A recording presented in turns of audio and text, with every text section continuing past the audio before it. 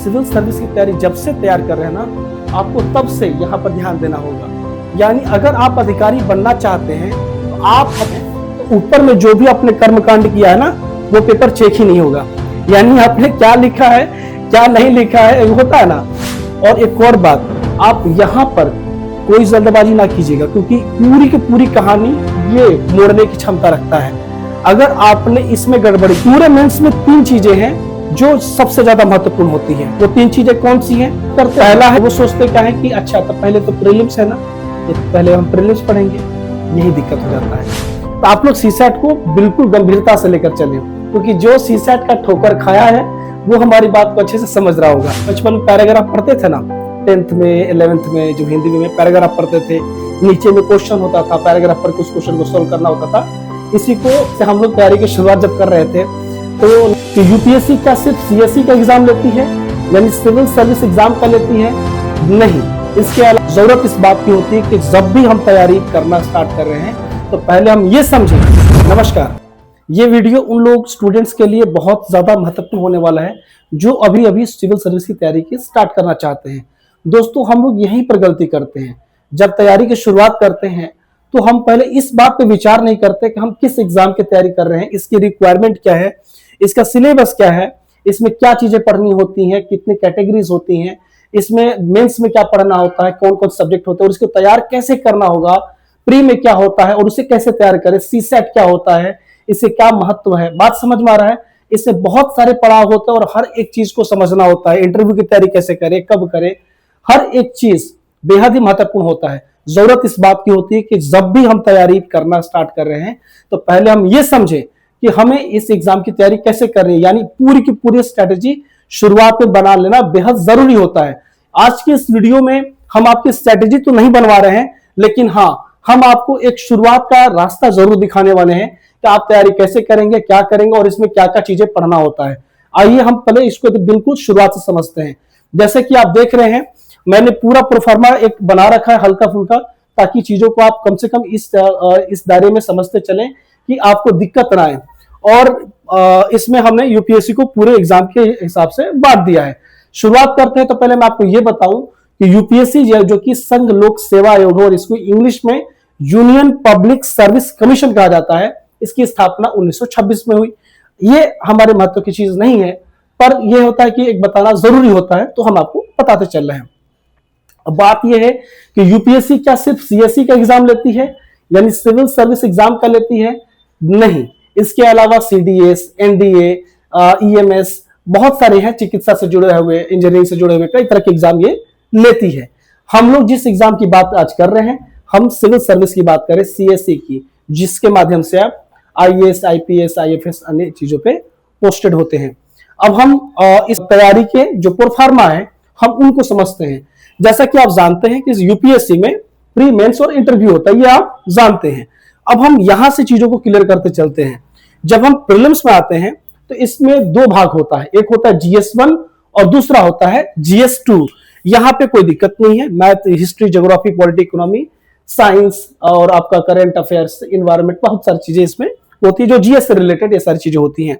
और जो GS paper 2 है उसे सीसेट भी कहा जाता है। कई बार लड़के ये पूछ देते, जैसे हम लोग तैयारी की शुरुआत जब कर रहे थे तो लोगों ने पूछा कि सीसेट का मतलब क्या होता है। हालांकि ये किसी काम का नहीं होता, लेकिन परेशान करने के लिए लोग पूछ लेते हैं। अब हमें मालूम तो था नहीं कि सीसेट का मतलब क्या होता है, तो थोड़ी सी शर्मिंदगी महसूस होती है। सीसेट का मतलब होता है सिविल सर्विस एप्टीट्यूड टेस्ट। समझ में आ रहा है? ये थोड़ी चीजें बतानी जरूरी है, तो हम आपको बताते चल रहे हैं। अब हम बात करें कि इसमें पढ़ना क्या होता है। इसे पढ़ना होता है मैथ, रीजनिंग और कॉम्प्रिहेंशन। अब लड़के सोचेंगे कॉम्प्रिहेंशन का मतलब क्या हुआ। कॉम्प्रिहेंशन का मतलब होता है जो हम लोग बचपन में पैराग्राफ पढ़ते थे ना, 10th में 11th में जो हिंदी में पैराग्राफ पढ़ते थे, नीचे में क्वेश्चन होता था, पैराग्राफ पढ़ के उस क्वेश्चन को सोल्व करना होता था, इसी को कॉम्प्रिहेंशन कहते हैं, बोधगम्यता कहते हैं। सीसेट को जनरली लड़के जो है इसको उपेक्षित करते हैं। लड़के सोचते क्या है ना कि हमारा मेन फोकस क्या है, जीएस का है, तो पूरे साल जीएस को पढ़ते रहते हैं, प्री के, मेंस के पूरे टॉपिक को पूरे साल ये पढ़ते रहते हैं। लास्ट में जाके सीसेट फंसा देता है। मैं आपको 2023 का डाटा बताते चलूं, 2024 का, तो बहुत सारे स्टूडेंट, इवन जो लड़के सेलेक्टेड हो चुके थे लेकिन अपने रैंक की बेहतरी के लिए प्रीलिम्स का एग्जाम दिए थे, और उनमें से बहुत सारे लड़के सीसैट में फेल हुए। दोस्तों सीसैट को आप लोग बिल्कुल हल्के में ना ले चले, है ना। हमने क्या बताया आपको कि इस वीडियो में हम ना सिर्फ सिलेबस को बताएंगे बल्कि इसके जो महत्वपूर्ण पड़ाव है, जो जरूरी जानकारियां हैं, हम उन्हें भी बताते चलेंगे। तो सीसैट आपकी तैयारी का महत्वपूर्ण चीज है, इसे आप बिल्कुल गंभीरता से लें और आप अपना एक पूरा शेड्यूल बनाएं। इसके टॉपिकों को देखें, कौन कौन से इसमें टॉपिक पढ़ने होते हैं और उनका एक शेड्यूल बना, उसी हिसाब से लगातार करते चलें, इसे छोड़ना नहीं है। आपको लगता है कि सीसैट है, अच्छा तो सीसैट में लड़के जानते सोचते हैं क्वालिफाइंग है तो इसमें क्या दिक्कत है। जैसा कि मैंने लिख रखा है कि सीसैट में मैथ रीजनिंग कॉम्प्रिहेंशन होता है और ये एक क्वालिफाइंग पेपर है, तो सोचते हैं कि मेरिट तो जीएस पे ही बनेगी ना, तो पूरा समय जीएस पे लगा देते हैं और लास्ट में सीसैट पकड़ लेता है, तो समस्या सीसैट में हो जाती है। तो आप लोग सीसैट को बिल्कुल गंभीरता से लेकर चलें, क्योंकि जो सीसैट का ठोकर खाया है वो हमारी बात को अच्छे से समझ रहा होगा। ठीक है, अब सीसैट में कितने क्वेश्चन होते हैं? 80 क्वेश्चन होते हैं। और जीएस पेपर 1 में कितने क्वेश्चन होते हैं? 100 क्वेश्चन होते हैं। एक क्वेश्चन जीएस वाला 2 नंबर का होता है, सीसैट वाला 2.5 नंबर का होता है। पहले ये भी 100 क्वेश्चन ही था, लेकिन थोड़ा सा बीच में जब विवाद पैदा हुआ तो इसको 100 से 80 कर दिया गया। हालांकि सीसैट आज भी क्वालिफाइंग ही है। अब बात करते हैं कि सीसैट ये जो पूरा प्रीलिम्स है इसका क्या महत्व है। तो प्रीलिम्स का एग्जाम पूरा का पूरा एग्जाम ही, पहले तो आप देखिए ये मेरिट बनता है और ये क्वालिफाइंग है, लेकिन अगर होल में देखें तो पूरा प्रीलिम्स भी क्वालिफाइंग ही होता है, क्योंकि इसका जो मार्क्स है, जो आप प्रीलिम्स में जो भी मार्क्स आप पाएंगे, ये मार्क्स आगे नहीं जाता है, ये प्रीलिम्स में लैप्स हो जाता है। यानी प्रीलिम्स में जो भी आप अंक पाएंगे ये प्रीलिम्स में ही सीमित रहता है। यहां पर प्रीलिम्स का भूमिका क्या है कि आप मेंस का एक दरवाजा है, तो प्रीलिम्स को पास करेंगे तो ही वो दरवाजा ओपन होगा। यहां तक बात समझ गए। अब हम बात को मेंस की तरफ ले जाते हैं। देखिए अब हम एक चीज और बताते चलते हैं। स्टूडेंट जनरली क्या करते हैं कि तैयारी की जब शुरुआत करते हैं ना, तो वो सोचते क्या है कि अच्छा तो पहले तो प्रीलिम्स है ना, तो पहले हम प्रीलिम्स पढ़ेंगे। यही दिक्कत हो जाता है। आप पहले प्रीलिम्स की तैयारी ना करें, आप मेंस की तैयारी करें। अब हम बताते हैं क्यों। जैसे आप बचपन में चलिए, फिर से बचपन में चलेंगे तो ज्यादा क्लियर आएगा। बचपन में हम लोग क्या करते थे, जो हम लोग चैप्टर पढ़ते थे तो पहले हम स्टोरी के ऊपर पढ़ते थे, पहले कहानियों को अच्छे से पढ़ते थे। कहानी को पढ़ने के बाद जब हम पीछे की तरफ जाते थे ना, तो हमारा चाहे खाली स्थान वाला हो, चाहे टिक मारने वाला हो, सही गलत वाला हो, जो भी हो, जितने भी ऑब्जेक्टिव क्वेश्चन थे, अगर हमने चैप्टर को अच्छे से पढ़ लिया तो ज्यादातर क्वेश्चन बस इसको पढ़ने से ही हो जाता था। समझ में आ रहा है? कुछ एक क्वेश्चन को ढूंढना पड़ता था, नहीं तो हो जाता था। और उसके बाद हम लोग जो रिटन में होते थे, लघु उत्तर या दीर्घ उत्तर या उसको करते थे, तो दोनों चीजें हम चैप्टर को जब अच्छे से पढ़ लेते थे तो वो हो जाता था। अब हम बताना चाहते वही बात है, अगर आप मेंस की तैयारी करेंगे तो मेंस एक रिटन एग्जाम है, तो जब आप मेंस की तैयारी करेंगे, अच्छे से पढ़ेंगे, क्वेश्चन आंसर की प्रॉपर प्रैक्टिस करेंगे, तो मेंस के साथ साथ प्रीलिम्स ऑटोमेटिक हो जाएगा। अब ऐसा मैं क्यों बोल रहा हूं? प्रीलिम्स के सारे टॉपिक अब मैं आपको डायग्राम के माध्यम से समझाता हूं। जैसे आप ये देख रहे हैं, ये हो गया मेंस, समझ गए? ये हो गया मेंस, ठीक है। तो प्रीलिम्स क्या होता है? प्रीलिम्स मात्र आप समझिए कि ये हो गया, यानी कि ये जो हिस्सा है, छोटा हिस्सा, तो मैंने डायग्राम में बनाया, थोड़ा सा बड़ा दिख रहा है आपको, तो ये जो छोटा वाला है ना, ये प्रीलिम्स होता है। प्रीलिम्स का सारी चीजें मेंस में कवर हो जाती है। क्या नहीं कवर होता? तो 2 टॉपिक कवर नहीं होता, एक तो होता है सीसैट और दूसरा होता है आपका जनरल साइंस। समझ में आ रहा ना? जनरल साइंस लिख देता हूं तो जीएस समझ में आएगा। जनरल साइंस, ये जो 2 टॉपिक है ये आपके मेंस में कवर नहीं होते, यानी पूरा जब आप मेंस पढ़ेंगे तो प्रीलिम्स ऑटोमेटिक इसके अंदर कवर हो जाएगा। तो मेंस में क्या क्या होता है? तो सबसे पहला पेपर होता है आपका एसे का। एसे वो महत्वपूर्ण पड़ाव है, अगर आप एसे अच्छा से लिख लेते हैं ना, तो विश्वास मानिए इसमें बहुत अच्छे अंक आते हैं। पूरे मेंस में 3 चीजें हैं जो सबसे ज्यादा महत्वपूर्ण होती हैं। वो 3 चीजें कौन सी हैं? पहला है एसे, दूसरा है ऑप्शनल, और जीएस की बात करें तो तीसरा है जीएस पेपर 4। ये जो 3 चीजें हैं, यहां से अंक बहुत अच्छा आता है। यानी अगर आप इन 3 चीजों की तैयारी अच्छे से करते हैं तो आपको अंक बहुत ही अच्छे मिलेंगे। अब हम बात करते हैं एसे के बाद क्या होता है। एसे के बाद होता है पेपर 2, जो कि यहां से पेपर 2 से लेकर के पेपर 5 तक जीएस के 4 पेपर होते हैं। पेपर 2 से पेपर 5 तक जीएस के 4 पेपर होते हैं। पेपर 1 में क्या होता है? पेपर 2 में जीएस 1 में क्या होता है? हिस्ट्री, ज्योग्राफी और इंडियन सोसाइटी। हिस्ट्री, ज्योग्राफी और इंडियन सोसाइटी। अब हम बात कर रहे हैं एक और चीज का कि इसको हम तैयार कैसे करें। जो आप मेंस में देख रहे हैं, मेंस से पढ़ना स्टार्ट करेंगे तो इसको तैयार कैसे करें। तो सबसे पहले तो आपके पास सिलेबस और जो प्रीवियस ईयर प्री का होता है, मेंस का होता है और एटलस, ये 4 चीजें होनी चाहिए। इनमें से 3 चीजें आपकी स्ट्रेटेजी बनाने में काम आती हैं। सिलेबस आपको ये बताएगा कि आपको पढ़ना क्या है, और जो पीवाईक्यू है यानी प्रीवियस ईयर के जो क्वेश्चन है वो आपको ये बताएंगे कि जो टॉपिक आप पढ़ रहे हैं वहां से क्वेश्चन कैसा आता है। तो ये चीज आपको तैयारी में हेल्प करेगी। पहले तो हमें वो चीजें लेनी होगी, उसके बाद हमें एनसीईआरटी से स्टार्ट करना चाहिए। एनसीईआरटी वो बेहतरीन चीज है जो आपके जीवन भर काम आने वाली है। अगर आप एनसीईआरटी को अच्छे से तैयार कर लेते हैं तो विश्वास मानिए इंटरव्यू तक आपको दिक्कत नहीं आएगी। ये आपका बेस स्ट्रॉन्ग कर देगा। एनसीईआरटी आप जरूर पढ़ें, ये बेहद जरूरी चीज है। समझ में आ रहा है?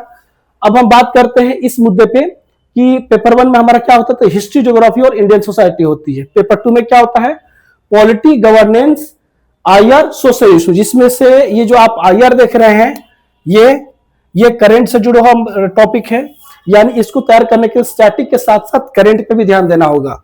इसके अलावा पॉलिटी में भी स्टैटिक के साथ साथ करंट पे भी ध्यान देना होगा। इकोनॉमी में, ये इंडियन सोसाइटी में भी स्टैटिक के साथ साथ करंट पे भी ध्यान देना होगा। करंट के लिए आप मंथली मैगजीन फॉलो कर सकते हैं, विजन आईएएस की ले सकते हैं।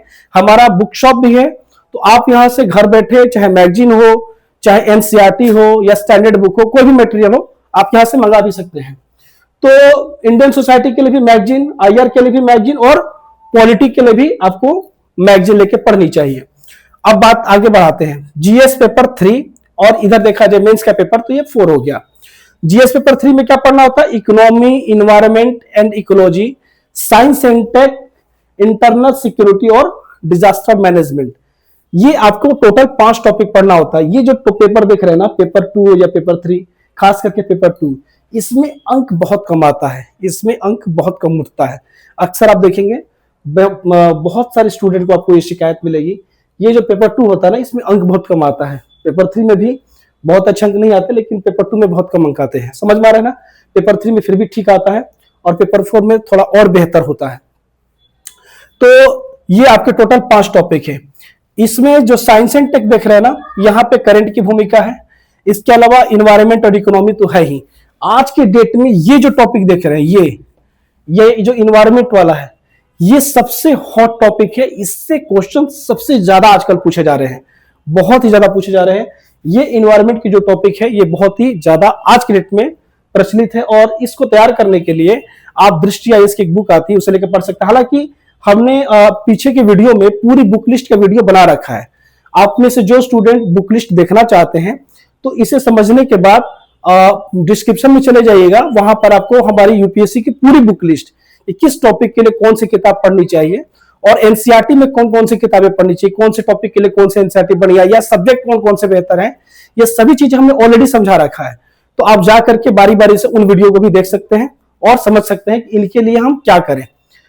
फिर से हम अपने टॉपिक पाते हैं। तो economy, environment, science and tech, internal security और डिजास्टर मैनेजमेंट, ये जो 4-5 टॉपिक है, ये आपके पेपर 3 में आते हैं। जीएस पेपर 3 में।